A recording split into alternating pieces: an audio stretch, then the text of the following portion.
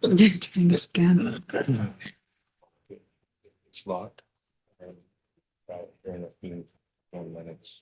Okay. Okay. Okay, I'll leave it alone for a minute then.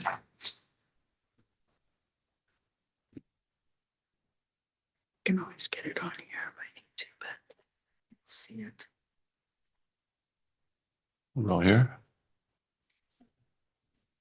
All right, good evening, everybody. Let's call this meeting to order for tonight's study session for December 2nd, 2024. For the record, all members of staff who need to be here are present, and all council members are here with the exception of Councilor Frausto.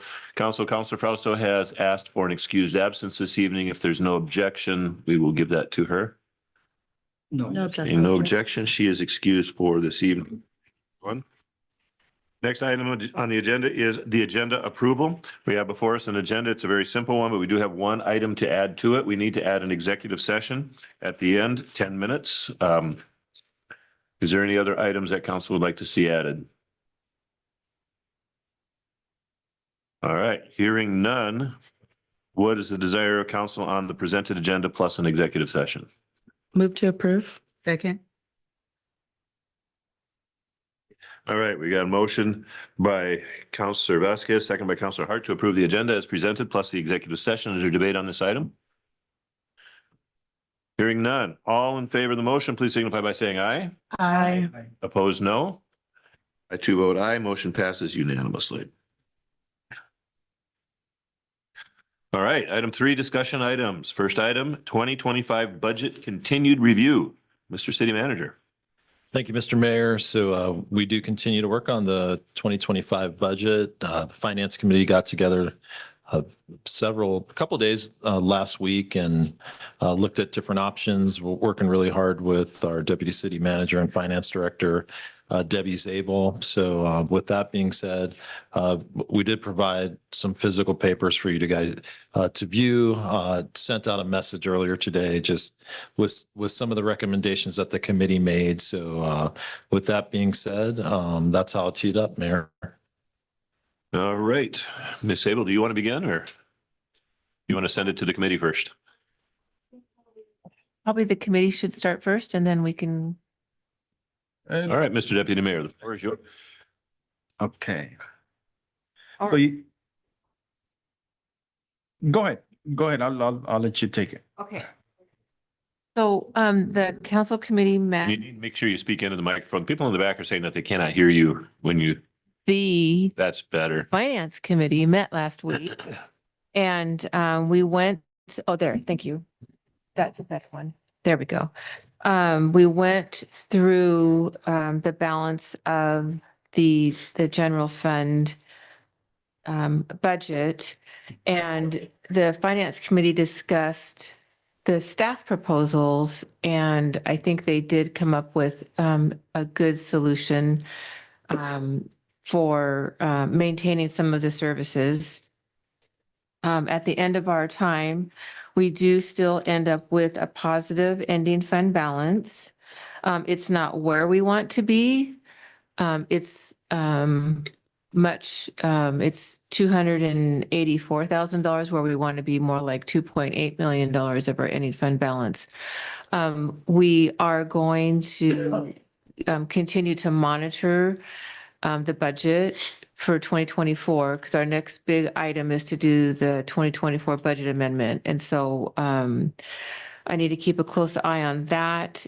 These numbers still may change depending on what happens with the budget amendment. But we do need to have a balanced budget going forward into the new year. And we can do that. And then beginning the first quarter of next year, we can start meeting again and reevaluating where we're at and updating the budget through budget amendments. And we'll probably have several of them as we go throughout the year to make sure that we are staying on top of where we're at. And if we have any additional revenues, then the finance committee can present items to council for consideration about adding certain things back in. So. Okay, Deputy Mayor. Yeah, so first off, thank you, Ms. Sable, Mr. City Manager, and members of the Finance Committee. Mr. Beeler stepped in last week for Ms. Ripley, and he was part of, the final conversation. Well, not final, but, last week's conversation. And that being said, if it was up to me, I would be still going line by line, 24 hours a day, 7 days a week. But I do understand that Ms. Sable does have other commitments and funds, and it's not just the general fund that she's looking at, but she's looking at all the other ones. So what we did and what we discussed is, like she said, we were able to save some money that, maybe it was ARPA money that, we're not going to be spending for 2025, and then we were able to slash that. So we did come up with some money with the departments that we were able to tackle. And she's like, still my commitment to go line by line in 2025. I do understand that we need to, get this budget approved before the end of the year. And if we go line by line, we might not get there. So even though, some of these items, some of these programs are not on the final budget for 2025, we will work hard to find that money to get, especially the pool. There's been a lot of outreach, right? A lot of voices, a lot of people coming forward that they really, really want the pool open. So, I'm here again. You have my commitment, and I know come January, we get shifted around with the counselors serving in different, committees. But if it was okay with the mayor, I would like to see this through, and if it's okay with the council, I'd like to see this through and keep me on the finance. But that's a discussion we could talk about that in January. Yeah, it's a discussion for January, but yes, it has been done before where we've maintained committees. It's something that council decides if everybody's absolutely committed to the committee they're on. If they're in the middle of something, then we don't see a problem with maintaining that. We want to see some follow through and yeah, somebody new gets in there, they've got a whole different vision, and then everything gets turned around. They maybe have to learn some things again. And so, all right, council, we've had a little bit of time to skim through this. Are there questions or comments that you want to bring up that just popped right into your mind as you skimmed through it this afternoon? Well, there really wasn't a lot of time to skim through it. And so I think I would like to have a little bit more discussion on that process and where we really are taking the decreases in, I saw from the city manager when he sent his email out that there was several things on that you were talking about to be included or met and recommended the following. Now, I'm not sure if this is to eliminate or some of them say eliminate, but the business with the resource officer we talked about before. If we could go through those and explain why those particular things are being earmarked. I know we've talked about them before, but let's really kind of get into it a little bit deeper. If that's all right with Yeah. everybody. Yeah. I just feel like I'm still a little uneasy there. No, and I understand, and that is one of the reasons why I would like to continue to do the line by line, because we have found things that should be in another department's budget and or items that were just one-time expenditures from last year that we're not going to have again. So, still continuing on next year, doing the line by line has been very, very important, I think. And I think even for the finance committee, they have a really good understanding of how the budget works. I think they could probably all start using our software too, because they've been watching it. But so originally there were two different scenarios. And one of them, the first one would have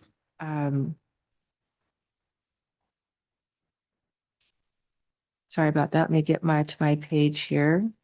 The first one would have been to remove, no, I'm sorry, that's not correct. It would be to close the pool and the community center, the senior center, and the museum, and to continue on with the reduction of the 6 employees that were from the ARPA. The second proposal was to reduce 1 officer, that is the school resource officer, to continue with the senior center not being open, but to bring recreation back and the community center, and also reducing the swimming pool and the museum, and reducing 1 code enforcement officer position. The option that the finance committee had come up with, which I think is really, it is a good one. It does keep the SRO officer. It does maintain the senior center. It does maintain the community center in a rental fashion. It does put recreation programming on hold. It does put a hold on the swimming pool until we can reevaluate it come spring to see where we're at with our revenues and our expenditures. And it does reduce 1 court clerk position. And that's the only scenario that actually shows a positive ending fund balance. Correct. Is that at this point? Yes, So this is the one we're working on at this point. Right. There may be changes. right. And the changes, if are going to be where we start really watching the revenues and the expenditures to make sure we have a positive, to maintain that positive ending fund balance for 2024. Because if we end up with a lower number than what we're anticipating, that's going to carry forward to what we have for next year. And that will impact next year's ending fund balance. And if I could add something, Councilor Hart, if the reason we are leaving the pool out for now is because the pool doesn't open until the springtime, so that gives us some time, the first quarter, first 4 or 5 months to really go down the budget line by line to get and to try to find money for the pool to reopen. I felt it was important to keep the community center open because come January, if it wasn't on there, then it would be defunded. The same with the SRO. I feel it's important, to have that SRO one. I think the kids need it in school, and it serves as an extra layer of protection for faster response, for the PD at the schools.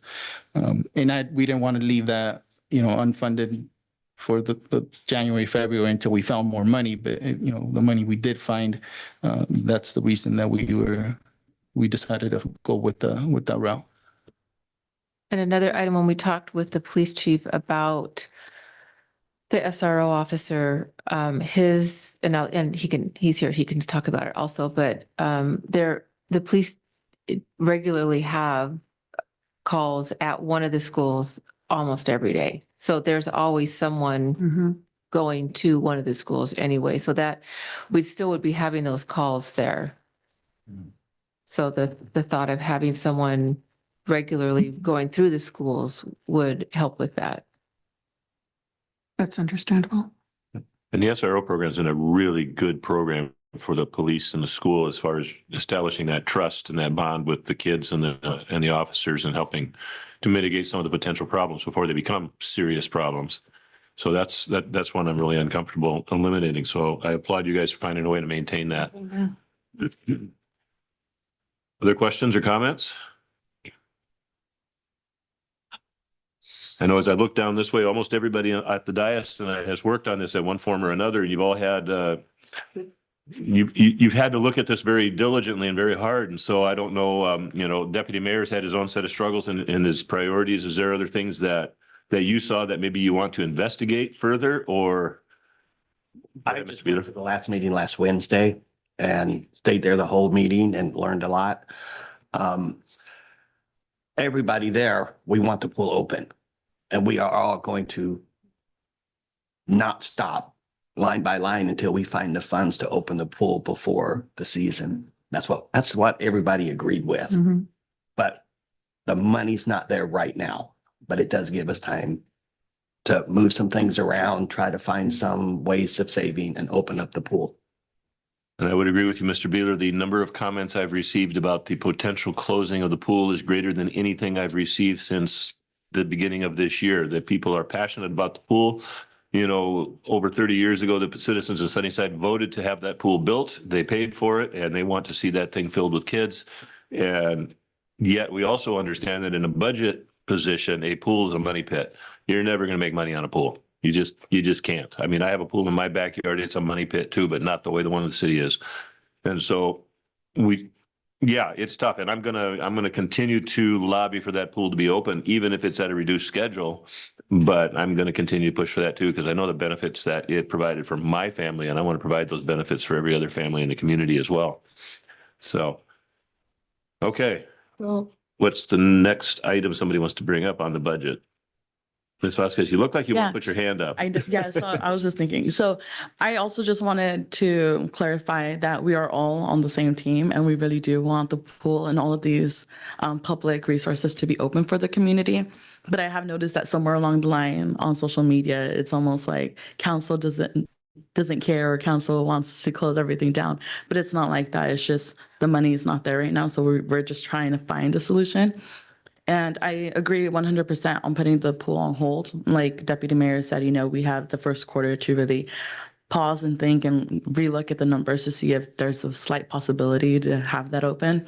And I also I've had a lot of comments of a lot of residents saying, well, why are you guys trying to close things down for us as residents? Why do you guys not just cut some people's pay, right? And I've already asked this question, and I know that there's a lot of competition and just everything's changing, especially numbers. So that's just a question that I'm hearing constantly. So if maybe Debbie would be able to answer that, just to kind of give some perspective to our community.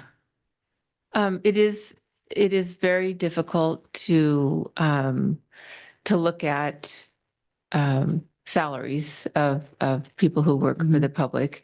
And when you think about, there's like the bell curve, where we have, and you think about, like, I'll use a school district as an example. So at the top, we have one superintendent.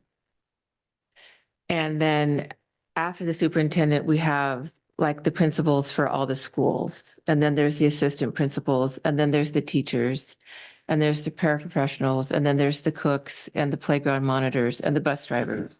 And that's kind of what we have with the city. We have a city manager up here, and we have department directors, and we have managers, and we have certified staff and licensed staff, police officers, firefighters. We have the same type. But when the majority of your community makes this amount of money down here, everyone who makes money up here looks like they're making too much money, whether it's a doctor or a lawyer. That kind of is acceptable.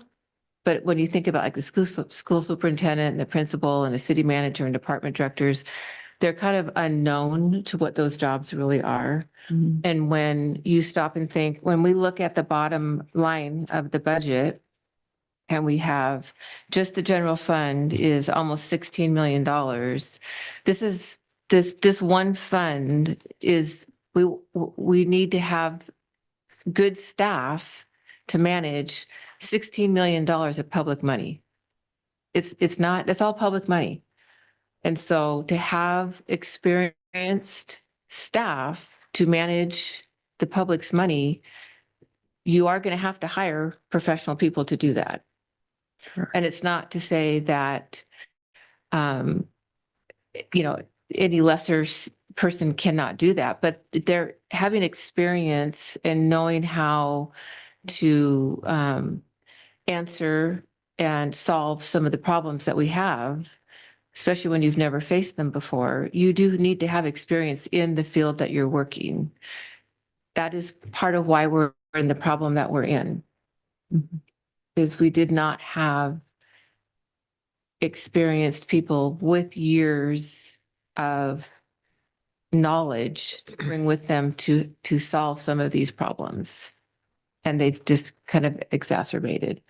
So along with that, we have collective bargaining agreements.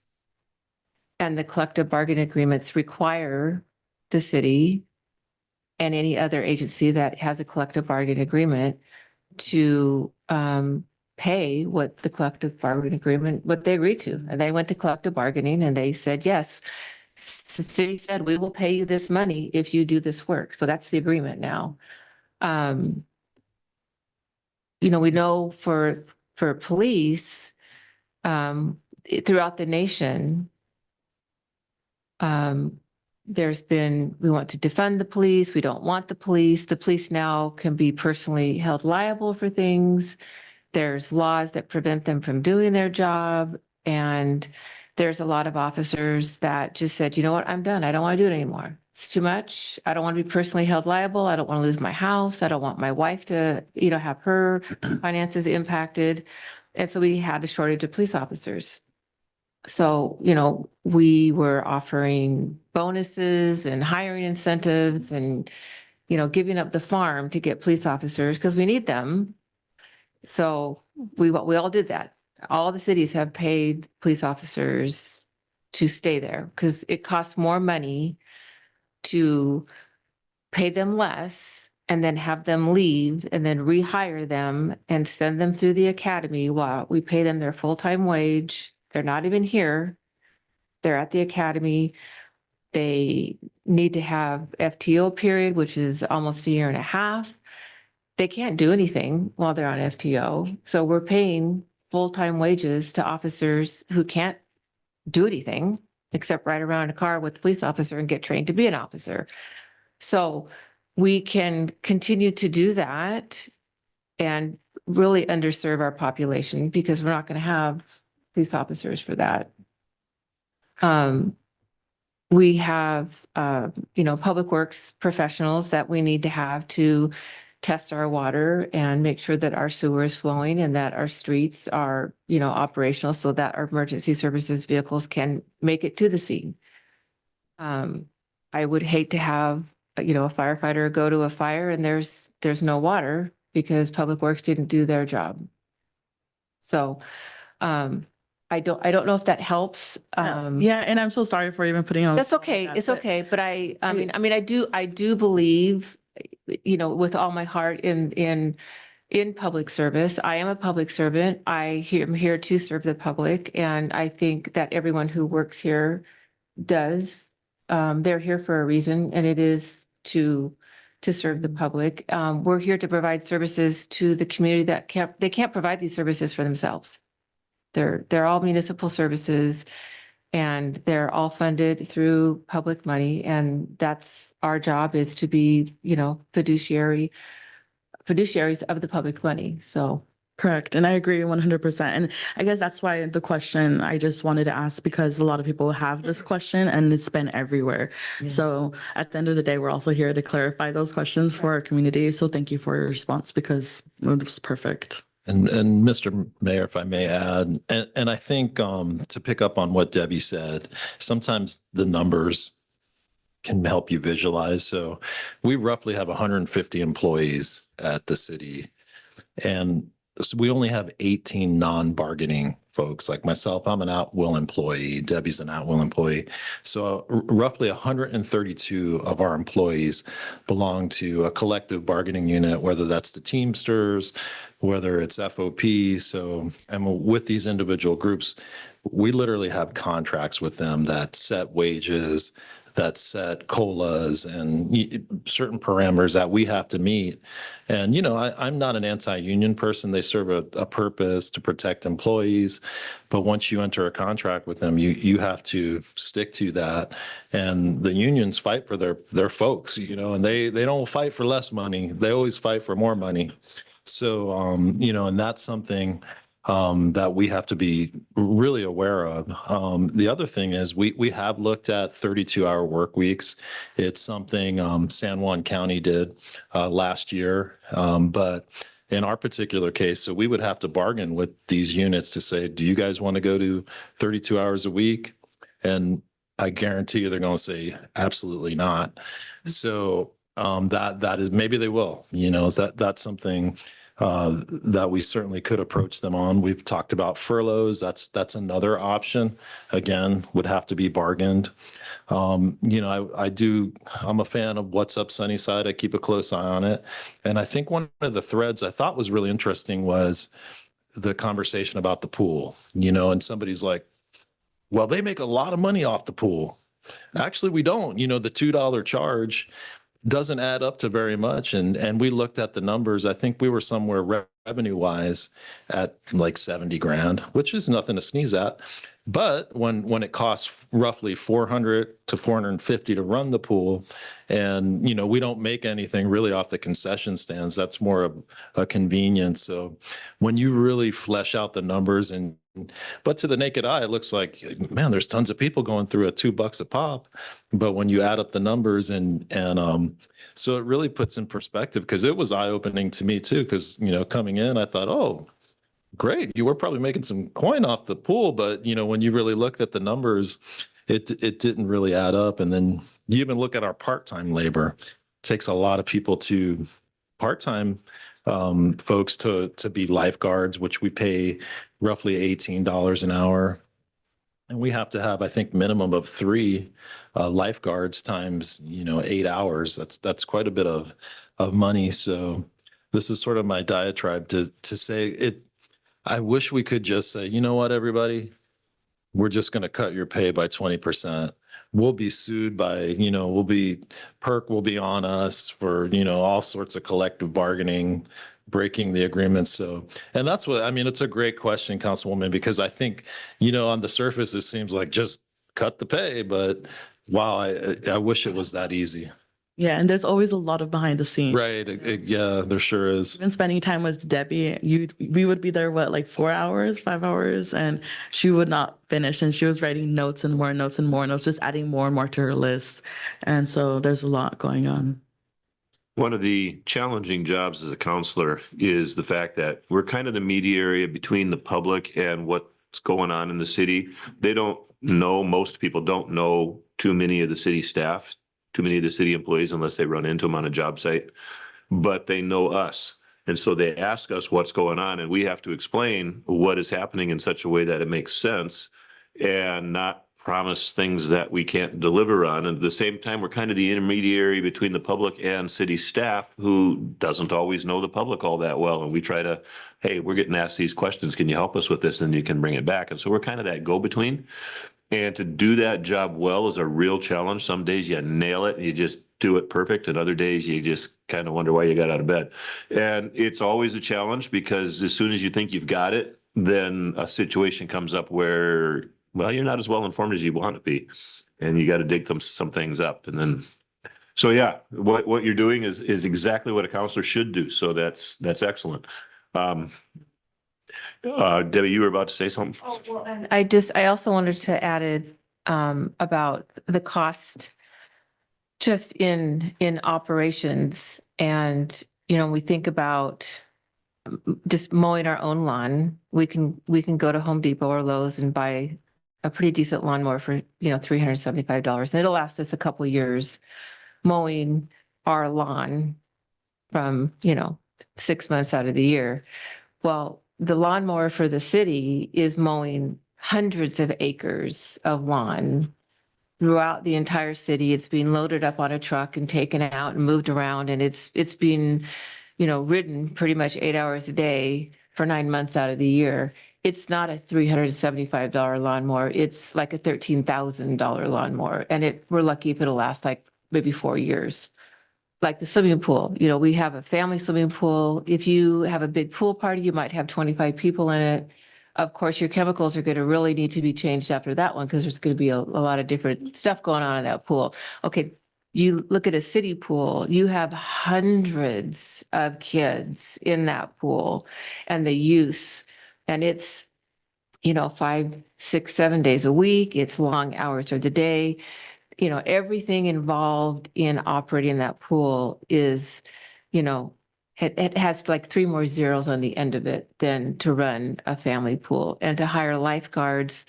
When I was in Toppenish, last year, there was a nationwide shortage of lifeguards. It was on the national news. Then they were, making a plea to senior citizens to think about becoming a lifeguard because the municipal pools were not able to fund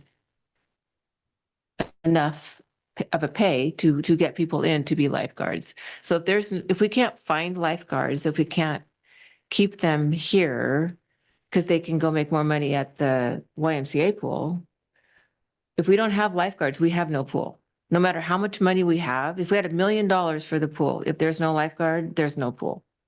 So there's a lot depending on getting the seasonal help also to be able for that. And even if we can get them, we have to make sure that they're actually watching the kids. So there's a lot that goes into that pool. There's a lot of liability. And so when we do the pool, we want to make sure that we're doing it to the point where the city's protected and the community's protected and we have good staff to be able to work there. Any further comments or questions? Mr. Deputy Mayor.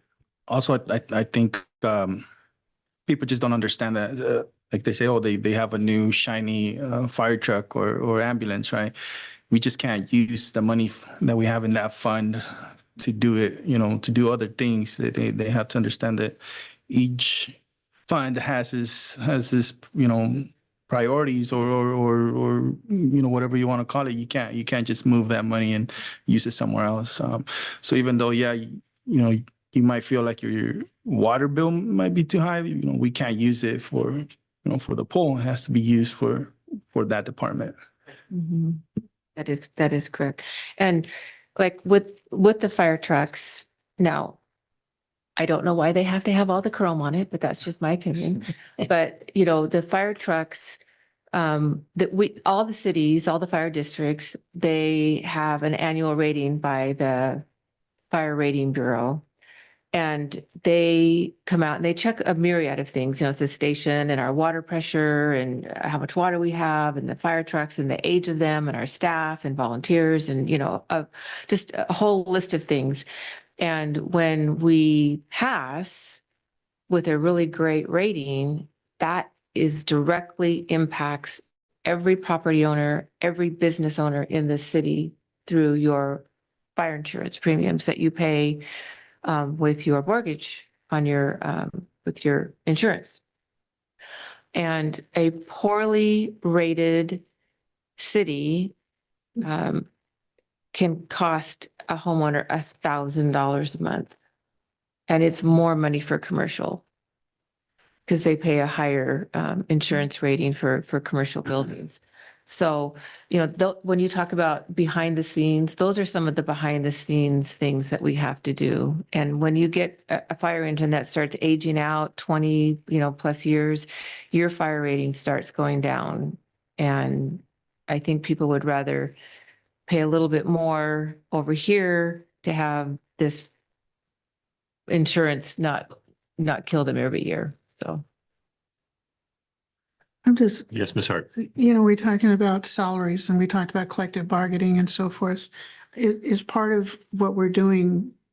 And I think we've all agreed on this, but I just want to reiterate that a hiring freeze is in place for next year. I would say no with With the caveat here. yes.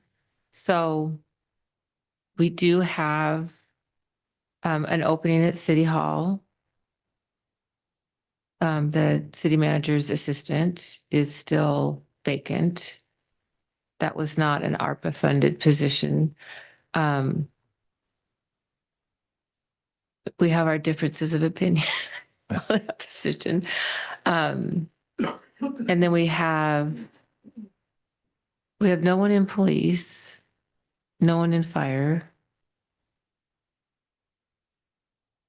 So no, we only have one open position Okay, in the city. okay. I have one more question. Ms. Vasquez. So the collecting, like all the contracts have already been signed. We have three that are not. Okay. They've been in negotiations. One of them, I think, has been almost 18 months. Okay. So we're trying to resolve that. And I can actually, if I can ask Lucia, she knows exactly what's going on with them. There's two that expired at the end of 23. And so we are approaching a year on both of those. And then there's two others that are working on being settled as well. Okay, so they're being worked on right now. Okay. So there's actually 3 then? I guess I thought I heard 2, but it's 3. Okay. That was another life lesson I learned, is that everything that deals with any kind of government takes a lot longer than you imagine that it would. I have Go ahead, one more Vasquez. question. So what about raises for next year? I know that's a given, but how would that work? Is there any way to see how that would work? So for those members that have collective bargaining agreements, they have pay steps, and they're typically 1 to 5 or 6 steps. And they get their automatic pay steps, and then they max out when they get to the top of their pay step. So some of the contracts have COLAs, cost of living allowances or adjustments, built into their contract for 25 and 26. The contracts that are still up for negotiation, they haven't had a cost of living since if it ended in 23, they got a cost of living in January of 23, so they didn't get one in January of 2024. And the longer that goes on, that's another cost of living that those positions haven't received. When the cost of living isn't applied, the salaries fall further behind. I think that we do have a fairly robust package for our employees compared to some of our other surrounding cities. But our other surrounding cities aren't our competition. Our competition is the city of Yakima. It is going to be Kennewick. It's going to be Richland or those other big cities. And we'll never be able to pay those wages ever.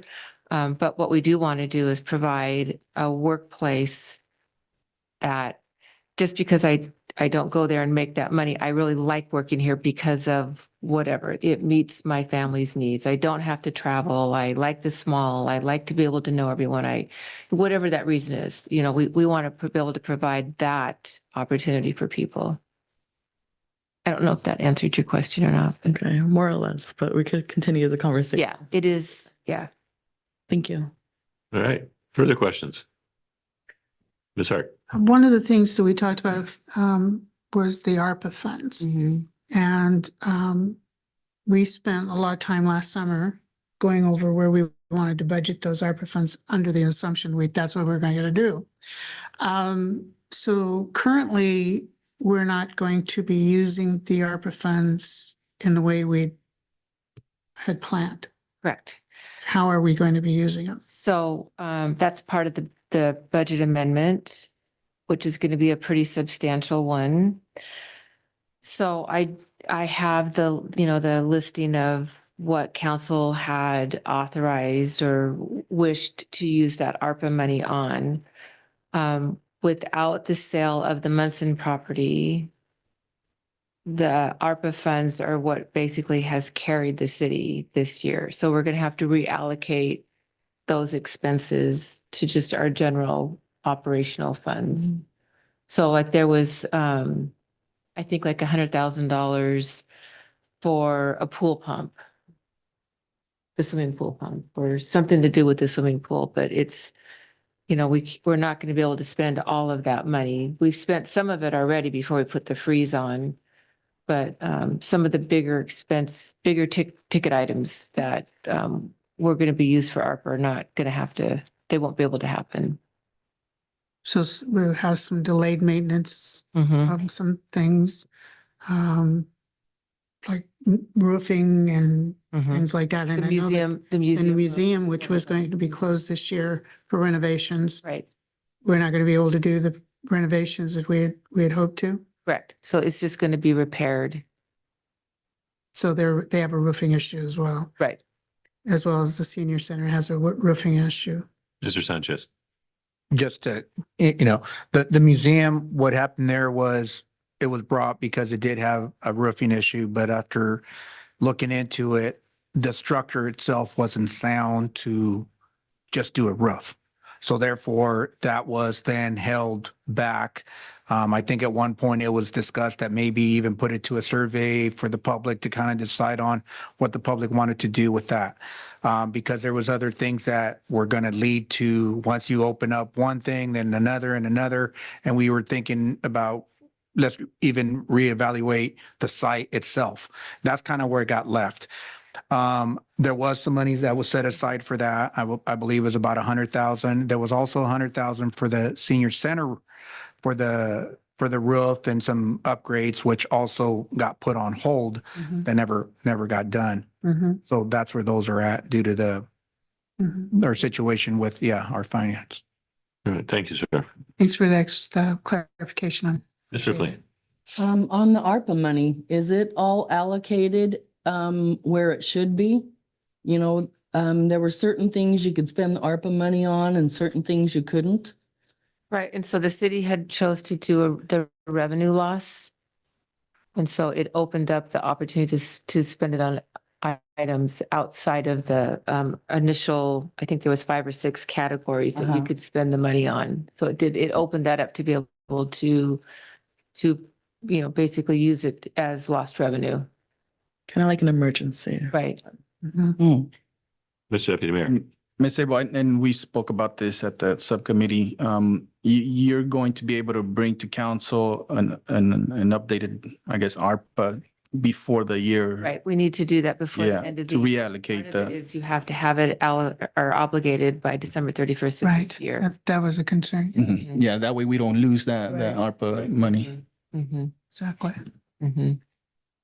Okay, further questions? Mr. Beeler.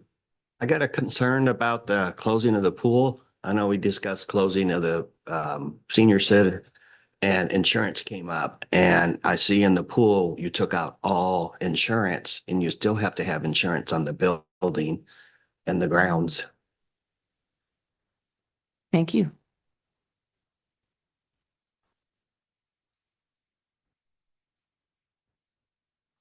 I think when it comes to the pool, one of the things that we may want to do is to start thinking ahead.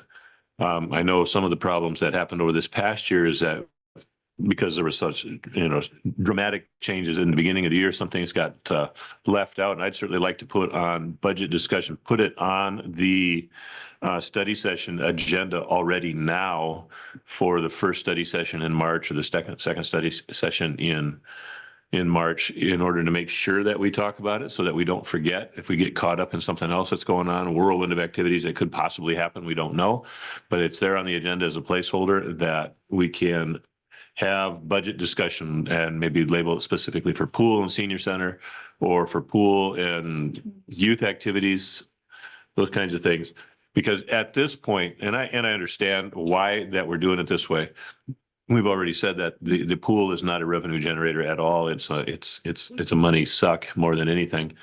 But it kind of feels like we're balancing the budget on the backs of our kids, and these are quality of life questions that make life in Sunnyside more pleasant for families, for kids, these are the memories that the kids are going to have, right? And I remember all those days at the pool and we had so much fun and they're going to think about that. I had a discussion like that with my kids this past weekend. You know, they talked about trips that we always did. They remembered trips every single Christmas that we went to Arizona and places that we went. And I had to inform them that, no, we took 2 trips to Arizona, but they were so big in their mind that they thought we went every year. Well, these activities at the pool are like that for kids in the community as well. It's the big thing that they do and they remember going every day and it's a big deal. So I really want to make sure that that gets on the agenda for early spring so that we don't forget to bring it up and look for different ways to fund these activities. You know, whether we ask for summer sports programs to be run by volunteers and they figure out how they're going to do it, and we allow them to make use of facilities under the right legal contracts and all that sort of stuff, or however we can do it. I don't know, but I sure hate to see those fields not getting used by our kids who could really use that activity. You know, I put a lot of value on kids' activities, and those fields are just phenomenal for it. We've done so much work on them over the years. So I would like the clerk to add that to the agenda for that period of time so that we make sure we talk about it.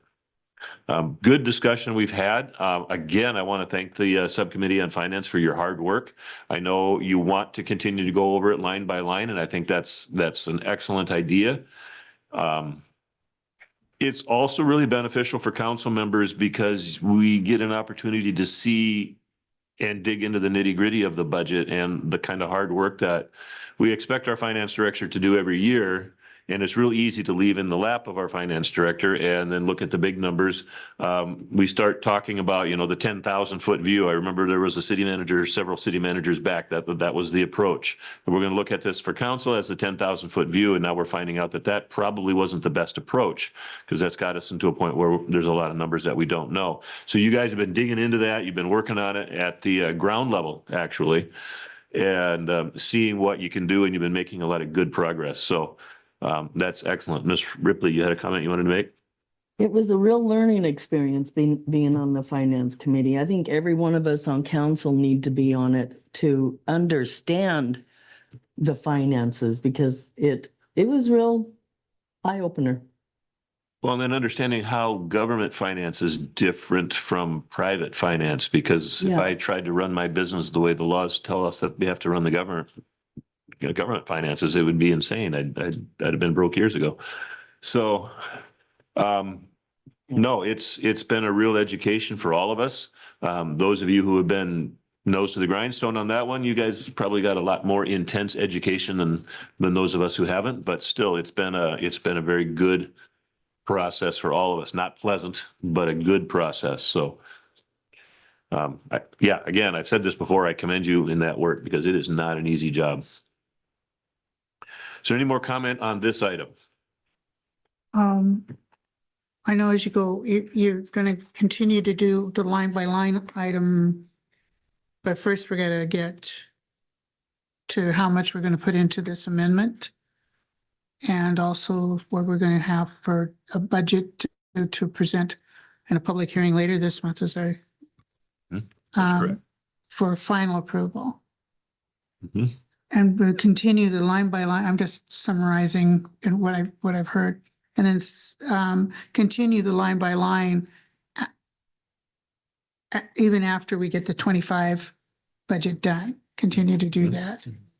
Correct. Because I think what we're going to find, and correct me if I'm wrong, we're going to find that a lot of things were probably put in the wrong place. And I think you've probably found that out, that a lot of things were not in, they weren't, what do you call it, the bar?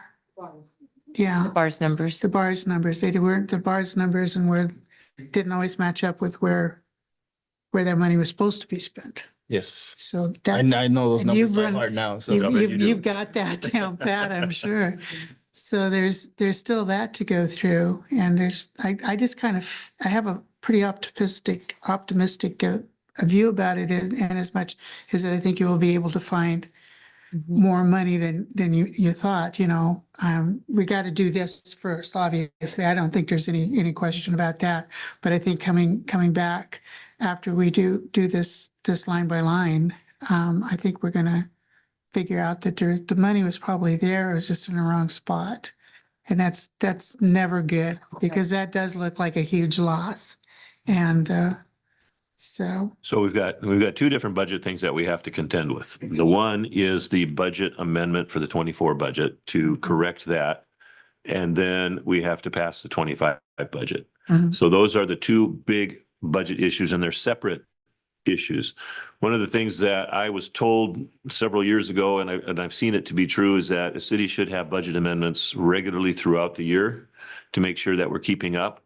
That didn't happen in 24. So we have to make sure going forward in 25 that we do have those budget updates and budget amendments and that we stay on top of things, because we possibly can find that we're in a better position than we thought we would be, or we can correct something before it becomes something that really becomes a stressor for everybody. So that's what we're trying to do going forward. We want to finish this year as best we can. I mean, we're not going to be, shining a light at the top of the hill, but we're certainly going to try to do the best that we can on it. And then go forward in 25 and try to make that the best year that we possibly can, stepping forward again in 26 to do the same thing to improve things as much as we can. So it is our largest responsibility. And so that is something that we do have to take very seriously. So. And I do commend council for putting some safeguards in your council rules. When we start bringing policies forward, we'll be incorporating some of those. But for now, you did, you guys kind of took the bull by the horn, put them in your rules, and I think they're really good policies for council to be looking at when it comes to the budget, and not putting grants in the budget until we've actually received them. And I think that's going to be very helpful. I am kind of proud of the work that we did on our rules. And when we get that presented for council to approve, again, I've got to find a day where I can sit down and work with the clerk and get that all presented and handed to council as soon as we possibly can. But I think we did a lot of good work. We were not easy on anybody. Everybody got pushed back on, and we had to, fight for what we wanted, had to give up some ground. And it was hard work, but I think we did it. The committee really did the job. And I think once we see the final copy, council will be pleased with what's happened as far as what's council's added to it over the course of our discussions as well. So that also was good work. This fall's been a hard-working period of time. We've really had to bust our tails here. So nothing wrong with that.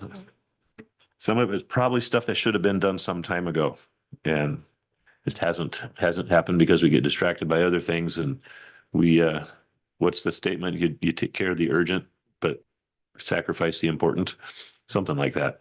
And so on this week, the Public Works Director and his staff and I are going to be meeting on the four big public works funds, which is the street fund, which is very heavily reliant on the general fund, and the water, sewer, solid waste, and the stormwater fund. So we'll be able to, hone in on that and be able to bring that back to council to look at. And are we still on track to be able to bring that to a public hearing and then final approval on the 16th? Are we looking hopefully to be able to do that? That is the goal. That's our, Looked like a quiver there. it did. I felt the same there, Ms. Hart. So, okay, that's our tentative goal. We have a lot of work to get done. And the auditor came on site today. We got pretty much all of the stuff that they needed for the audit. We got that done last week. And that was taking some time to get that put together. And then we got the DWSRF loan, all the financials put together for that. So yeah, so those are two big things. And I think they're going to do a risk assessment with the city manager and myself this week. And right now it's just a federal single audit. So they are going to come back next year to do an accountability audit. So, but getting this part done, those are two big chunks of things off our plate that will free up some time to work on budget. Okay. So. Very good. Further questions or comments on this item? All right. Well, thank you, everybody. Next item on our agenda is an executive session. We're requesting 10 minutes. Requesting an executive session as per RCW 42.30.110 parentheses 1I. And that's to discuss with legal counsel representing the agency matters relating to agency enforcement actions, or to discuss with legal counsel representing the agency litigation or potential litigation to which the agency, the governing body, or a member acting in an official capacity is or is likely to become a party when public knowledge regarding the discussion is likely to result in an adverse legal or financial consequence to the agency. And again, we're expecting 10 minutes and no action is expected.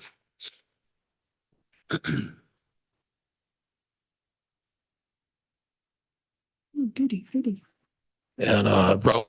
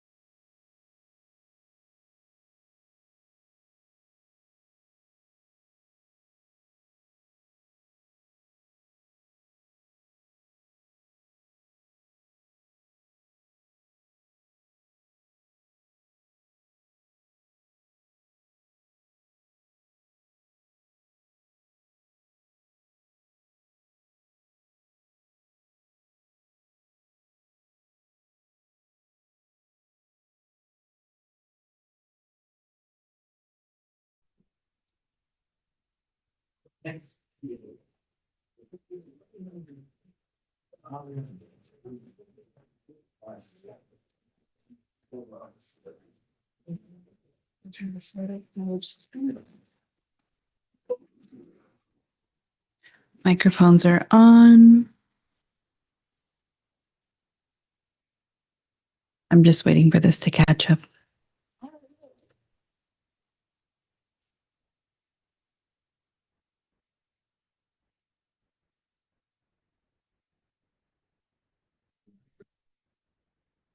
You're Right. good. All right, we're back in open session. There will be no action from the executive session. All right, council, there being no further business to come before council and without objection, I adjourn this meeting at 7:07. Thank you, everyone, for being here. If you have suggestions pertaining to our budget discussion, we'd love to hear them. So. Not my heart's really.